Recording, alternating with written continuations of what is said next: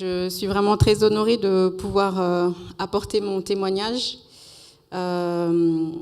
sur ma problématique de santé et de nutrition et pourquoi j'ai choisi de faire confiance à USANA en tant que partenaire. Je suis originaire d'un pays qui s'appelle la Guinée équatoriale. C'est en Afrique de l'Ouest, entre le Gabon et le Cameroun. Et je suis venue à l'âge de 3 ans à Besançon pour suivre mes parents qui ont fait des études. Ce fut déjà là le départ un déracinement total, puisque la Guinée, c'est en Afrique, dans une zone tropicale humide. On est bordé d'un côté par l'océan Atlantique et de l'autre par la forêt équatoriale.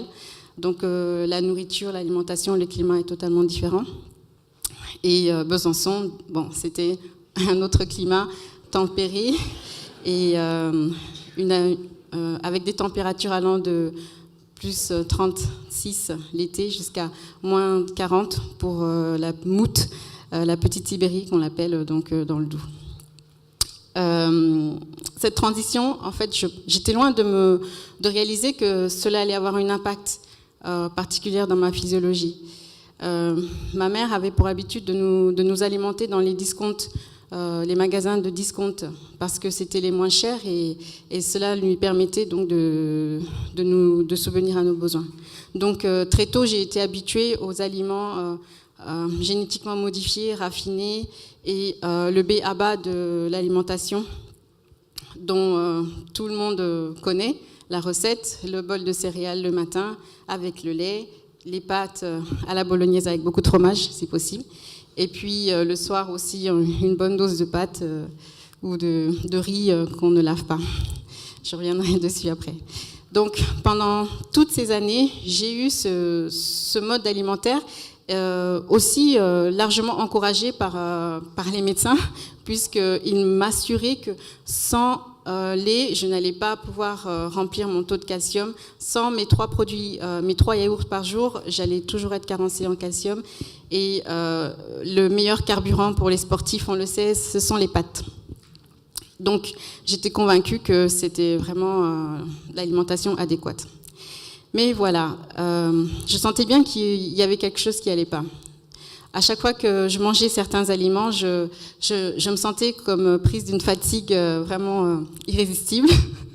Je rigole parce que mes collègues d'entraînement, ils sont là, les athlètes, et ils peuvent témoigner que ça m'arrivait très souvent.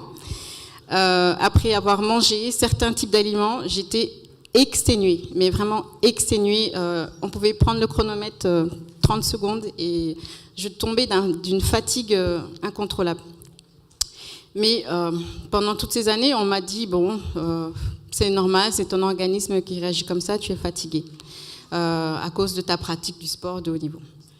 Et pour couronner le tout, à des heures précises dans la journée, vers 11h, 15h et 18h, j'avais le coup de barre, comme on dit vraiment, le coup de barre. Et la seule solution pour moi, c'était un Mars, et puis ça repartait. Oui, c'est vrai, ça repartait très vite. Du coup, je ne me rendais vraiment pas compte de ce qui se passait dans mon métabolisme. Je n'avais pas compris que j'étais en train de programmer mes cellules à devenir diabétiques. Mais il y a eu plusieurs facteurs qui m'ont quand même mis un petit peu la puce à l'oreille. À l'âge de 17 ans, j'ai eu une rupture du tendon d'Achille gauche. Je m'entraînais que 2 fois par semaine. Et bon, on m'a dit que c'était parce que je m'entraînais beaucoup. Donc j'ai pris le temps de me rééduquer et de revenir. À l'âge de 22 ans, la tendinite était toujours persistante. Donc j'ai dû opérer le tendon d'Achille droit. Et à nouveau, on m'a expliqué, tu fais beaucoup de chocs, c'est normal, le 100 mètres est une discipline à choc, donc tes tendons sont fragilisés pour ça. Donc on a fait une opération. Et pour couronner le tout, à l'âge de 27 ans, j'ai dû refaire un peignage du tendon d'Achille gauche parce que j'avais encore une inflammation. Je pensais vraiment que c'était terminé, des blessures. Bien sûr, je vous épargne toutes les étapes qu'il faut pour réapprendre à marcher, réapprendre à courir, réapprendre à retrouver son rang de leader national et avoir la capacité de compétir contre les meilleurs au monde. Et voilà, donc à l'issue des Jeux Olympiques de Pékin en 2008, j'ai eu une rupture des ligaments croisés, ligaments latéral externe et une distension du tendon du poplité, du genou gauche.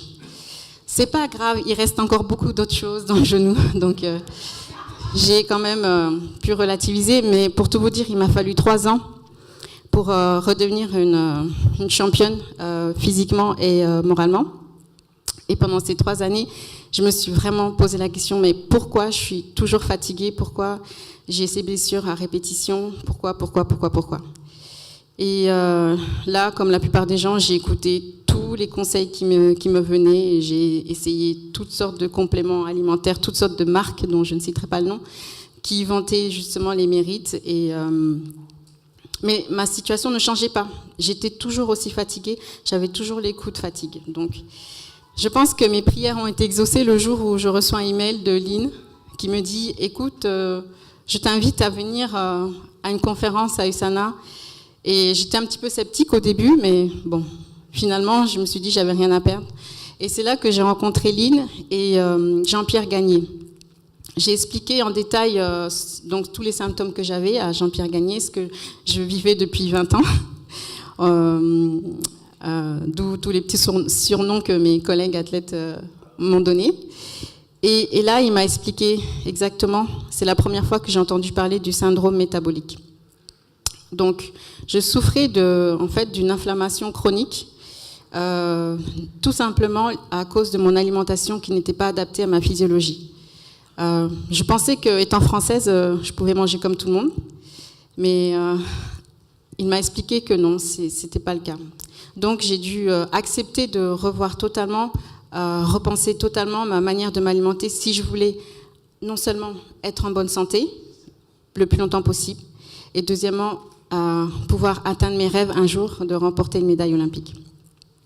Donc, j'ai tout changé. À commencer le matin, fini les barres de céréales, fini le bol de céréales, fini le lait.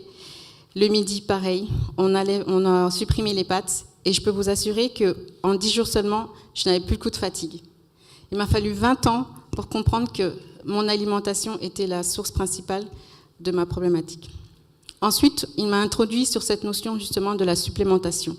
Considérant que la plupart des aliments que j'absorbais avaient une pauvre valeur nutritive, il fallait vraiment que je rebooste mon organisme, il fallait que je réapprenne à nourrir mon organisme comme il le faut. Donc j'ai opté pour le Health Pack.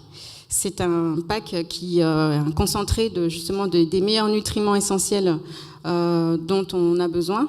Donc voilà pourquoi j'ai choisi de faire confiance à USANA, parce que je vois un avenir meilleur, une santé meilleure et des opportunités de pouvoir me développer davantage.